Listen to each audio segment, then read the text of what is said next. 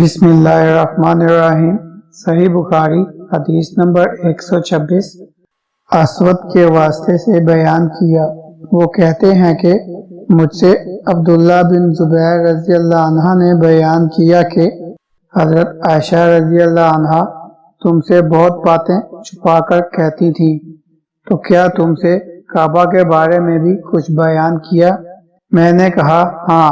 مجھ سے انہوں نے کہا کہ رسول اللہ صلی اللہ علیہ وسلم نے ایک مرتبہ ارشاد فرمایا تھا کہ اے عائشہ، اگر تیری قوم دور جاہلیت کے ساتھ قریب نہ ہوتی بلکہ پرانی ہو گئی ہوتی۔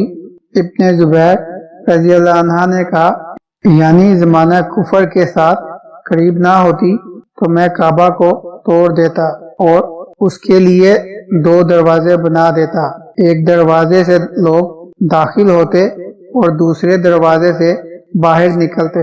بعد میں ابن زبیر نے یہ کام کیا۔